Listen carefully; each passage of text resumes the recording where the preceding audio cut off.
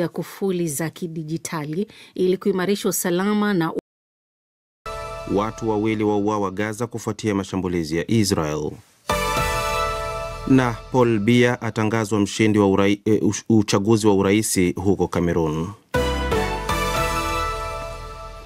Habari kamili. Tokyo. Rais wa Marekani Donald Trump amekutana hivi leo mjini Tokyo na Mfalme Naruhito wa Japan, huku kesho akitarajiwa pia kukutana na waziri mkuu wa nchi hiyo Sanae Takaishi katika mkutano wenye lengo la kuimarisha uhusiano kati ya Marekani na Japan.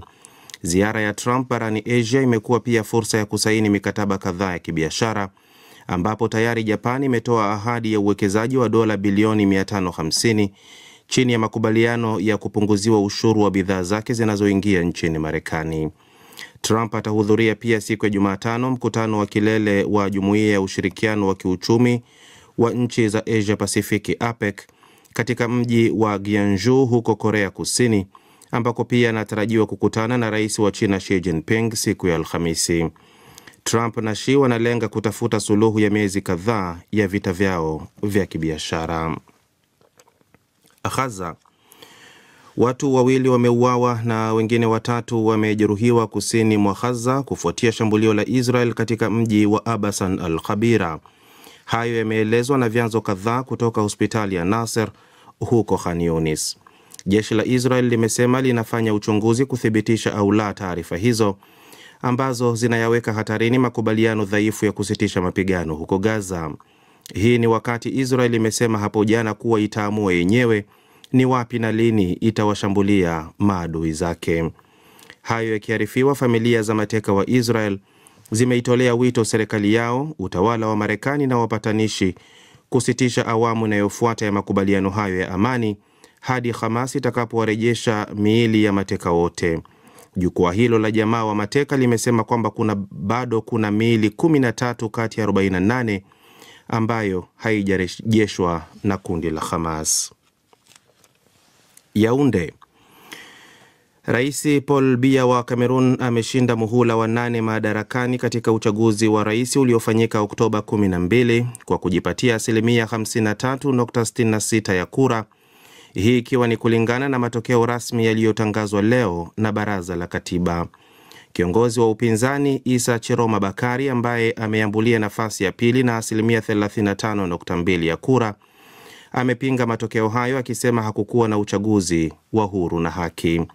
Hapo jana mamia ya raia wa Cameroon waliitikia wito wa kuandamana uliotolewa na Chiroma, ambaye alipambana na Rais Paul Biya aliyeitawala Cameroon kwa miaka 43. Watu 4 wameripotiwa kuuawa kufuatia maandamano hayo. Ni taarifa ya habari za ulimwengu inayokujia moja kwa moja kutoka idhaa ya Kiswahili ya DW mjini Bonn. Oslo. Idara ya ujasusi wa kijeshi ya Norway imesema Urusi ilifanya hapo jana jaribio la kombora la masafa marefu lenye uwezo wa nyuklia la Burevestnik na lilifyatuliwa kutoka visiwa vya Novaya Zemlya vilivyopo kwenye bahari ya Arctic. Moscow imesema jaribio hilo lilifanikiwa kikamilifu na kutaja kuwa kombora hilo lina uwezo wa kuepuka mifumo yote ya ulinzi. Hatua hiyo imekosolewa vikali na rais wa Marekani Donald Trump, aliyemtaka Rais Vladimir Putin wa Urusi kumaliza vita vya Ukraine badala ya kujaribu makombora mapya.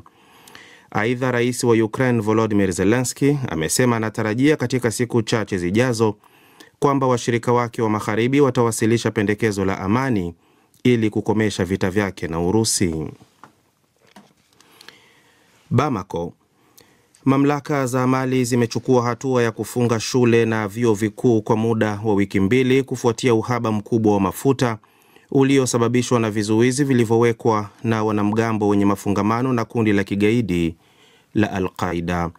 Mapema mwezi Septemba, wanamgambo wa Jamaat Nusrat al-Islam wal-Muslimin JNIM walitangaza kuzuia uagizaji wa mafuta katika nchi hiyo ya Afrika Magharibi isiyo na bandari, na tangu wakati huo wamekuwa wakishambulia misafara ya malori ya mafuta yanayojaribu kuingia nchini humo. Hatua hii inatajwa na wachambuzi kama sehemu ya kampeni ya makundi hayo ya wanamgambo na inayolenga kuzidisha shinikizo kwa serikali ya kijeshi ya Mali kwa kuzuia chanzo kikuu cha uchumi nchini humo.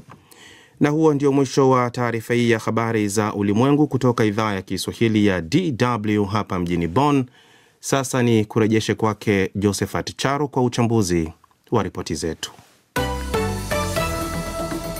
DW Dunia Yetu leo jioni.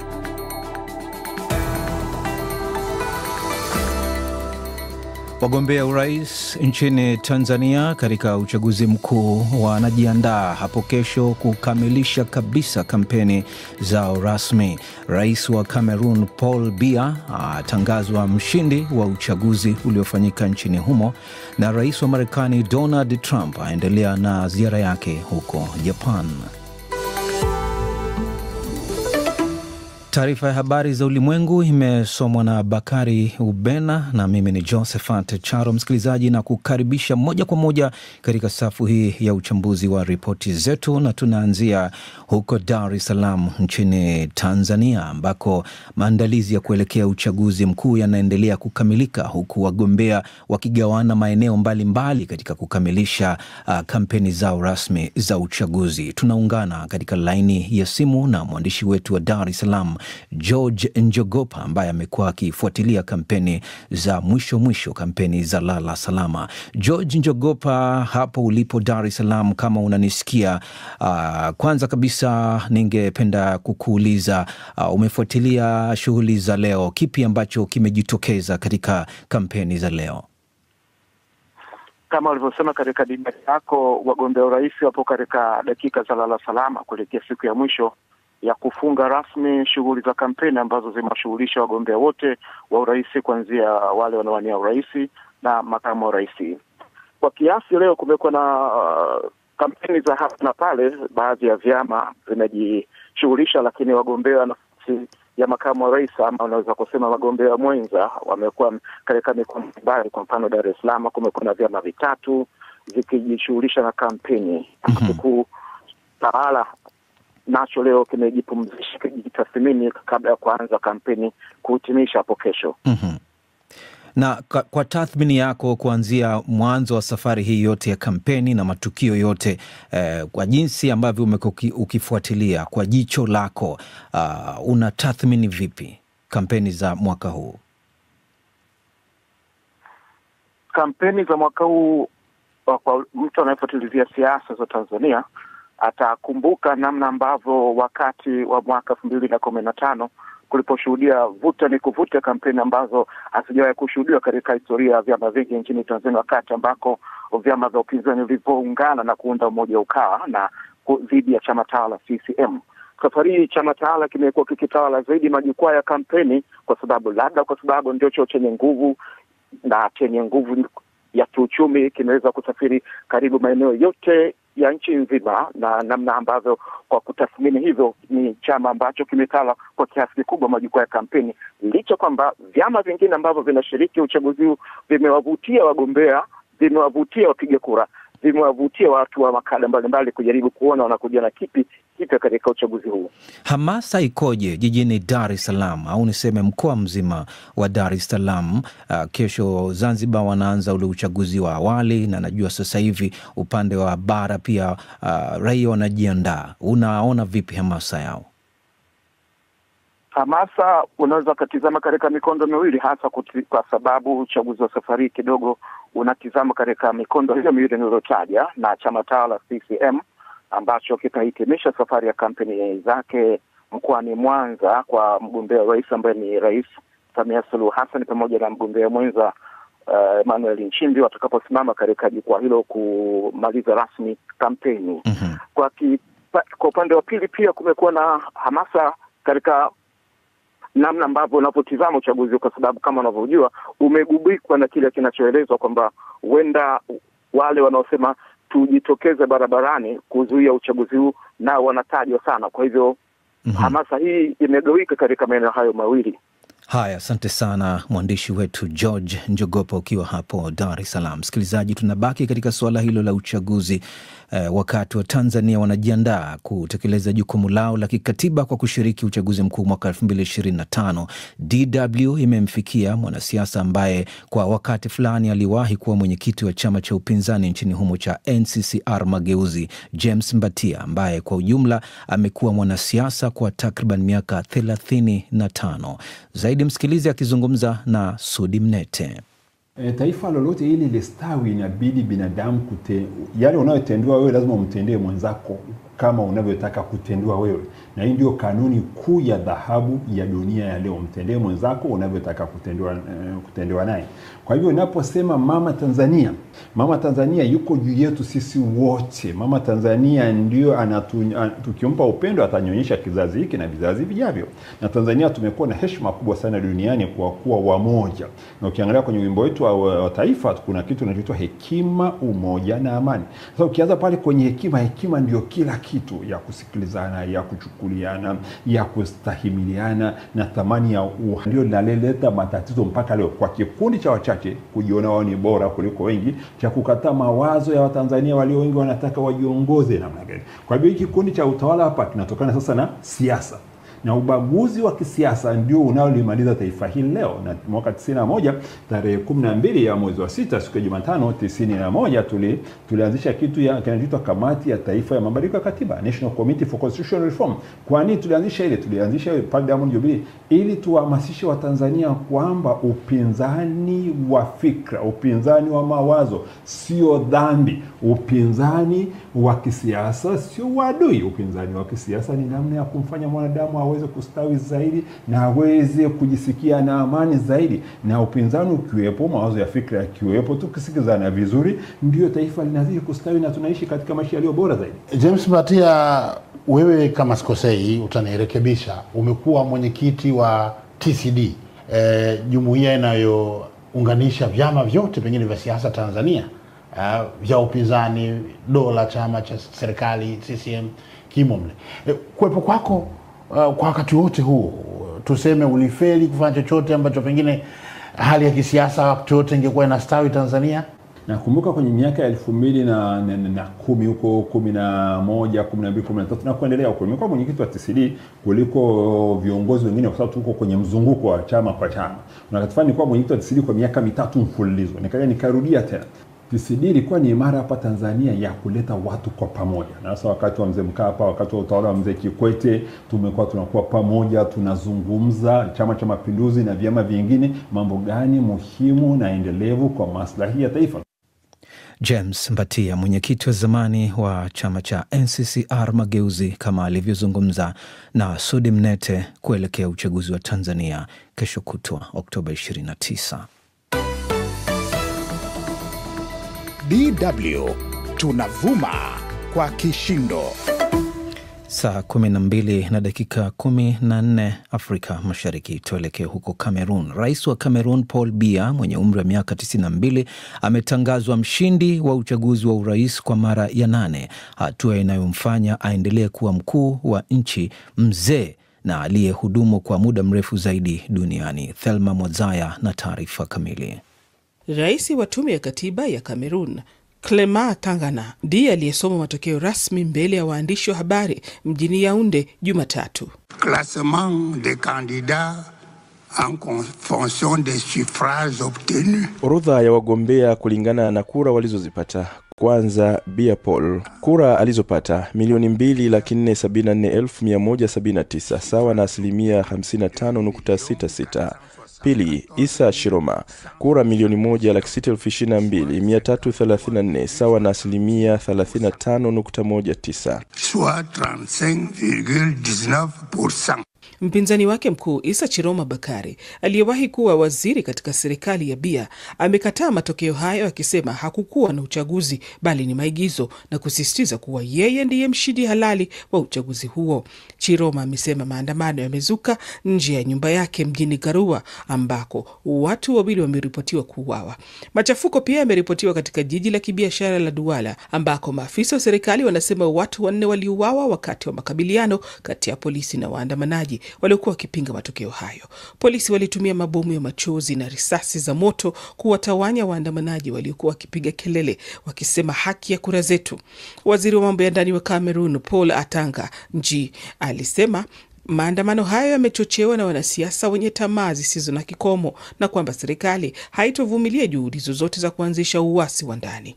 Makundi ya kiraia na wanasiasa wa upinzani wanasema matokeo hayo yameathiriwa na udanganyifu, vitisho kwa wapiga kura na ukosefu wa uwazi katika zoezi la kuhesabu kura. Wengine walilalamikia kufungwa kwa mtandao wa interneti katika maeneo kadhaa siku za kuelekea kutangazwa kwa matokeo. Ernesto Yene, mwanaharakati wa kiraia, amesema sheria ya uchaguzi isiyokubalika na wadau wote huishia kuleta mgogoro. Amani haiwezi kutolewa kwa amri, bali lazima ijengwe kupitia uaminifu wa wananchi. Wachambuzi wa siasa wanasema ushindi wa Biya unakuja katika mazingira ya kisiasa yaliyogubikwa na ukosefu wa uhuru wa kujieleza, ukandamizaji wa upinzani na migogoro inaendelea katika maeneo ya jamii ya wachache wanaozungumza Kiingereza kaskazini magharibi na kusini magharibi mwa nchi. Ripoti yake Thelma Mwadzaya. Rais wa Marekani Donald Trump amewasili nchini Japan leo Jumatatu, ambapo amekutana na Mfalme Naruhito kabla ya mazungumzo anayotarajiwa kuyafanya na Waziri Mkuu Sanae Takaichi. Trump ameitembelea nchi hiyo kama sehemu ya ziara yake ya siku 5 barani Asia, anakotarajiwa pia kuzungumza na Rais wa China Xi Jinping katika juhudi za kufikisha mwisho vita vya kibiashara. Angela Mdungu na mengi zaidi kuhusu ziara hiyo. Rais Donald Trump amepewa mapokezi makubwa na Mfalme Naruhito wa Japan na kufanya mazungumzo ya faragha kwa takriban dakika 30. Trump anatarajiwa kukutana kwa mara ya kwanza na Waziri Mkuu wa Japan Sanae Takaichi mapema Jumanne. Mazungumzo yao yatafanyika karibu na kasri la Akasaka na yanatazamiwa kufunguliwa kwa gwaride la heshima. Japan imeshaahidi kufanya uwekezaji wa dola bilioni 550 nchini Marekani kwa makubaliano ya kupata msamaha wa ushuru wa bidhaa zake zinazoingia Marekani. Wiki iliyopita, baada ya kuapishwa kuiongoza Japan, Waziri Mkuu Takaichi kwa njia ya simu alimwambia Trump kuwa kipaumbele chake kikubwa ni kuimarisha ushirikiano kati ya nchi zao. Aidha, biashara ndiyo lengo kuu la Rais Trump katika ziara yake barani Asia. Kwenye ziara yake Malaysia alikopita Jumapili kabla ya kuelekea Japan, alishiriki katika mkutano wa kilele wa Jumuiya ya Nchi za Kusini Mashariki mwa Asia ASEAN unaolenga kurekebisha uchumi wa kimataifa ili uendane na sera yake ya Marekani kwanza. Rais huyo wa Marekani anatarajiwa kuelekea Korea Kusini Jumatano kuhudhuria mkutano wa kilele wa Jumuiya ya Ushirikiano wa Kiuchumi ya Asia na Pasifiki APEC. Atakapokutana pia na Rais Lee Jae-myung. Akiwa Korea Kusini, anatazamiwa kuonana na Rais wa China Xi Jinping mapema Alhamisi. Mazungumzo yao yanatazamiwa kuvimaliza vita vya kibiashara. Trump ameashiria pia kuwa yuko tayari kuongeza muda wa ziara yake barani Asia ili kukutana na kiongozi wa Korea Kaskazini Kim Jong-un, japokuwa hawajawasiliana. Sijamtaarifu, sijamwambia chochote, lakini ningependa kuonana naye kama akitaka. Nilielewana sana na Kim Jong-un. Kwa upande wake, Kim hajatoa kauli yoyote kuhusu uwezekano wa kuwepo kwa mazungumzo hayo. Trump na Kim wamewahi kukutana mara kadhaa katika muhula wa kwanza wa Trump madarakani. Walikutana mara ya mwisho mjini Hanoi, Vietnam mwaka 2019 kwenye mazungumzo yaliyokwisha bila makubaliano ya pamoja. Marekani imekuwa ikisisitiza kuwa Korea Kaskazini inapaswa kuachana kabisa na mpango wake wa silaha za nyuklia, huku nchi hiyo ikiwa bado chini ya vikwazo vya Umoja wa Mataifa kutokana na silaha hizo. Hivi punde tutamsikiliza Tatu Karema akitufahamisha yale ambayo yamepata nafasi ya kuvuma katika mitandao ya kijamii. Lakini kwanza tuelekee huko mashariki mwa Jamhuri ya Kidemokrasia ya Kongo, ambako watu 14 wamepoteza maisha katika ajali ya moto usiku wa kuamkia leo ndani ya mji wa Bukavu, jimboni Kivu Kusini. Ajali za moto zimekuwa zikitokea mara kwa mara katika mji huo unaokadiriwa kuwa na maelfu ya watu waliobaki bila makazi baada ya nyumba zao kuteketea katika ajali za moto hapo awali. Kutoka Bukavu, mwandishi wetu Mitima de la Chance ametuandalia ripoti hii. Wakiwa wenye majonzi, wakazi wengi wa Bukavu walifika mapema asubuhi kwenye eneo la ajali hiyo ya moto ili kujionea maafa. Kama ilivyoonekana, nyumba 8 ziliteketea kabisa, zingine zilibomolewa ili kuzuia moto usisambae katika eneo hilo la Funu mtaani Kadutu. Watu hao 14 waliopoteza maisha walikuwa watu wa familia mbili. Mashuhuda wanasikitika kwamba baba wa familia hizo mbili hawakuwepo. Walikuwa kwenye safari ambapo walikwenda kufanya kazi ili kukidhi mahitaji ya wake na watoto wao ambao kwa bahati mbaya hawatawaona tena. Eliza ni jirani wa waathiriwa, anaeleza alichokiona. Milango kajibloke. Kuna tena kwa watapita na moto ilisha nani. Jo mama liwakia tulile na watoto na njo pale wanakufele jamaa mbili. Batu kenda mnyumba moja na watu 5 mwingine. Ajali nyingine imeteketeza maduka kadhaa na manyumba za masonara wa dhahabu katika soko la Mapale lililopo wilayani Mwenga usiku wa kuamkia leo. Safari Tendilonge ni mratibu wa harakati ya asasi ya kiraia kwa kifupi MSCO wilayani Mwenga. Anasikitika kwamba wachimba madini na wafanyabiashara wengi wamepoteza bidhaa muhimu na miundombinu kadhaa. Nyumba hizi zilizochukua moto, ndani za yenyewe mlipatikana vitu vingi sana, tukitaja pikipiki, dhahabu na fedha, vyombo vya mawasiliano, vile kituo cha afya ya mahali na kufikiria kuteketea kwa vifaa vingi vya matibabu. Mashirika ya kiraia yanakadiria kuwa zaidi ya visa 20 vya moto vimerekodiwa katika miezi 4 iliyopita katika mji wa Bukavu. Yanasema ajali hizo za moto husababishwa hasa zaidi na umeme, mafuta ya gari yanayohifadhiwa nyumbani, ujenzi wa kiholela na kadhalika. Akiwa pia mwanasheria, naibu msimamizi wa mtaa wa Kadutu chini ya AFC M23 Rene Bulikoliko amewasili kwenye eneo la tukio na amewakumbusha wakazi kwamba ujenzi kiholela umepigwa marufuku na chama cha AFC M23. Machozi iko mengi, tumehesabia miili ya watu 14. Tunaendelea kupana tahadhari. Kwa leo haturuhusu kabisa nafasi ambapo hakueleweke kuweze kujengwa. Tuna sote hamu ya kuweza kupata umeme ndani ya nyumba, lakini umeme haiko utaalamu yako wewe mwenyewe.